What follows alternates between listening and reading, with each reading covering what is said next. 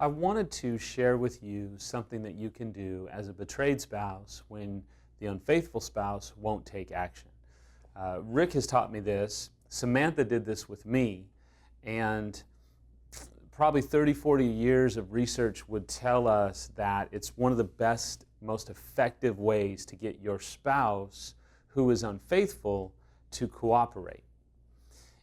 And I heard this guy on an intervention show the other night say this. I thought it was brilliant, and I'll come back to that. But when you are a betrayed spouse and you're trying to get your spouse who's unfaithful to take action, you know, sometimes you're trying to just get them to go get help. Maybe you're trying to get them to end the affair. Maybe you're trying to get them to go to counseling. Maybe you're trying to get them to take the EMS online course or come to a weekend intensive. I don't know, but you know who you are, and it's incredibly agonizing when the unfaithful won't take action. And here's something that you can do. It was said this way the other night. The interventionist in this TV show said, he gets to say no, but he doesn't get to keep life as he knows it now if he says no. And it's a great example if you're betrayed and you're trying to get your spouse to come to maybe an EMS weekend, for example, or maybe just to go to counseling. And it kind of goes like this. Listen, I want you to go with me. I want to go get help. I want to go get healthy. I want to be able to see what our options are. I'm not even asking you to save our marriage, but I'm asking you to come with me to see what our options are. And if they say no, well, they get to say no. That's their choice, right? But they don't get to say no and have life remain the same. And so one of the best ways to get them to then reevaluate and actually agree to get help is to enforce some consequences. And I don't know what those consequences are. For every situation, it may be a little bit different. For some of you, it may be finally saying, okay, I'm going to file for divorce. I'm not playing this game anymore. You don't get to come and go as you choose. Maybe it's a structured separation. Maybe it's, if you're in the middle of the divorce, maybe it's asking for full custody. Maybe it is asking them to sleep in the guest room. Maybe it's telling them that they're going to have to move out and they're going to have to sit with you while you tell the kids that Mommy and Daddy are having a very difficult time and we are working on it, and for now, Dad is going to stay at this other place. I don't know. There's an infinitesimal amount of situations and circumstances. I get it. But you're probably going to have to take this approach with some of your spouses, which is you get to say no, but you don't get to keep life as you know it if you say no. There's a million stories that I have seen happen. Just the other day, this husband was in his affair and he said, no, I'm not going to change. I'm not going to stop doing this. This is just the way it is, and you're going to need to deal with it. And so she and I talked, and she said, you know, I don't know what to do. And I said, well, quite honestly, if you don't do anything, you're just enabling it. And he's going to keep doing what he's doing. And so we talked about some consequences, and she decided, you know what? And she had gone through this personal transformation for quite some time. She said, enough is enough. I'm done. He's not wanting to be with me. He wants to be with his affair partner and come home to be with me as he chooses. That's over. And this guy was just, no, I'm not. No, this is what we're doing. This is the way it's going to be. So something changed in her, and a switch came on. So she went to the attorney's office. She consulted with the attorney, paid the retainer's fee, got a few business cards, came home, and left it on the countertop. The husband came home and said, what's this attorney? And she said, I went to see an attorney today. I'm done playing games. You can go be with your affair partner, that's fine, but you just need to know there's going to be some changes.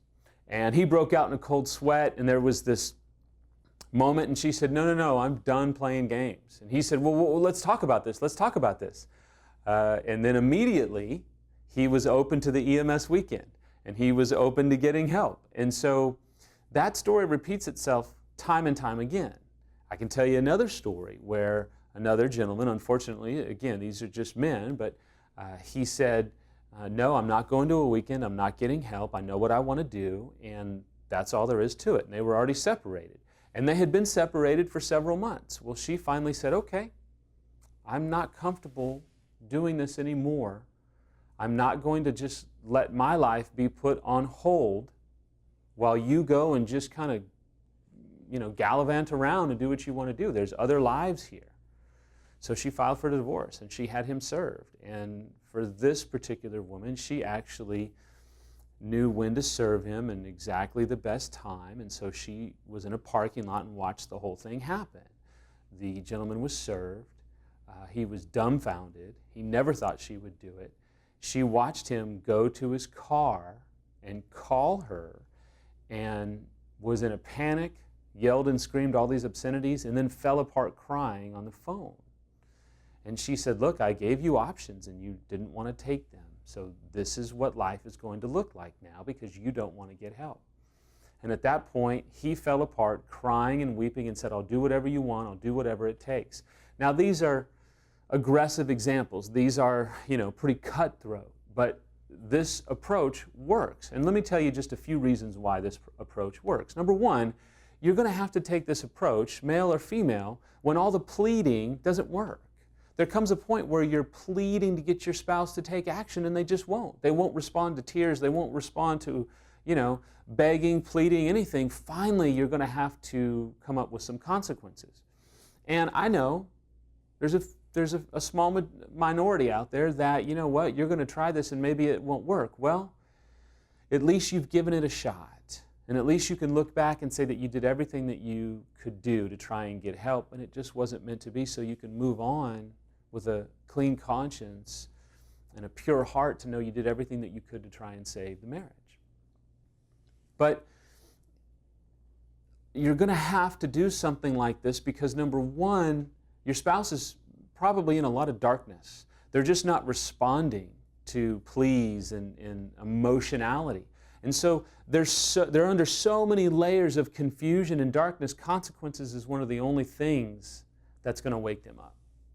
Number two, you're probably dealing with a pretty in-depth pattern that's been going on in the unfaithful spouse's mind for quite some time.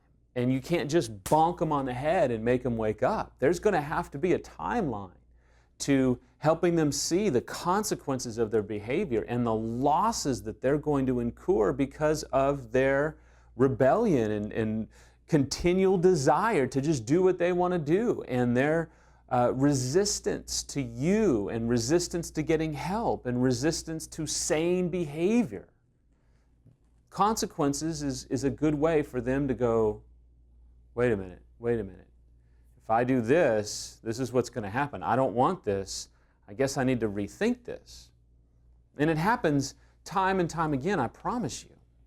Finally, one of the most frustrating things for a betrayed spouse that I hear is a lot of times they'll say, well, listen, I don't want to resort to these tactics. I want them to want it on their own. And I get that, but I have to tell you, I disagree with it completely, and here's why. Number one, they don't want it. Number two, they're so deceived, they don't even know what they want. They're ambivalent, they're unsure, they're kind of confused. And so you are reaching into the darkness and trying to lead them to the light. Obviously, your light is to save the marriage, but light is to at least make a decision and stop the back and forth, ambivalent kind of, I'm not sure what I want to do, so let's wreck everybody's lives for months and weeks and sometimes years while I find myself. And so I don't think that you can just sit back and make them want it. It's just not realistic. You're going to have to resort to a strategic approach to get them to start to head in one direction or the other. And just because they're pursuing you out of a fear of consequences does not undermine the fact that your marriage can be restored and you can reestablish an incredible marriage.